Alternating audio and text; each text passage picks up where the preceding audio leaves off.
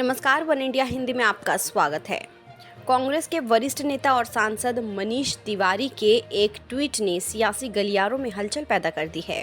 मनीष तिवारी ने दावा किया है कि मोदी सरकार लोकसभा सीटों को बढ़ाकर 1000 कर सकती है।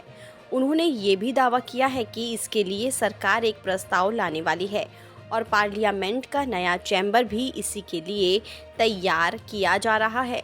मनीष तिवारी ने रविवार शाम को अपने ट्विटर हैंडल पर लिखा, मुझे बीजेपी के पार्लियामेंट्री साथी ने विश्वसनीय जानकारी दी है।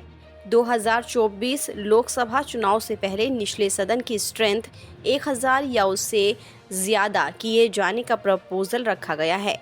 जो नया पार्लियामेंट बनाया जा रहा है उसमें भी 1000 सदस्यों के बैठने की क्षमता रखी गई है। इससे पहले कि ये फैसला लिया जाए, सरकार को चाहिए कि वो इस मुद्दे को लेकर गंभीरता से सार्वजनिक परामर्श करे। मनीष तिवारी के ट्वीट पर कांग्रेस नेता कार्ति चिदंबरम ने अपनी प्रतिक्रिया दी है। उन्होंने कहा कि ये बहुत ही गंभीर मसला है जिस पर सार्वजनिक बहस की ज़रूरत है।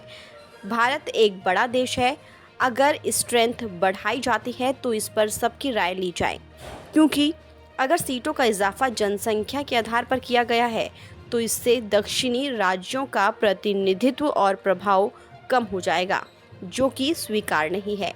बता दें कि आज़ादी के बाद से अब तक देश की आबादी काफ़ी बढ़ गई है। 130 करोड़ आबादी वाले भारत देश में लोकसभा सांसद की संख्या को लेकर पहले भी कई सवाल खड़े होते रहे हैं।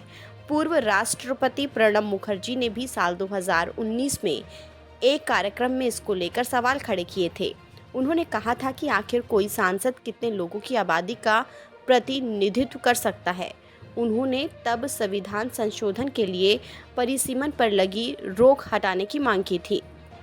गौरतलब है कि लोकसभा की क्षमता को लेकर आखिरी बार 1977 में संशोधन किया गया था, जो 1971 में हुई जनगणना पर आधारित था।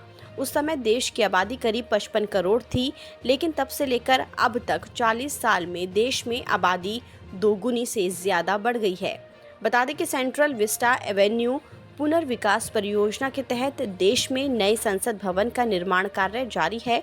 सेंट्रल विस्टा परियोजना में नया संसद भवन एक संयुक्त केंद्रीय सचिवालय, प्रधानमंत्री और उपराष्ट्रपति के नए आवास शामिल हैं। इसमें राष्ट्रपति भवन से इंडिया गेट तक 3 किलोमीटर लंबे राजपथ का पुनरुद्धार भी शामिल है। इस प्रोजेक्ट के साल 2022 तक पूरा होने की संभावना है। फिलहाल इस खबर में इतना ही। देश और दुनिया की तमाम खबरों के लिए आप बने रहिए वन इंडिया हिंदी के साथ।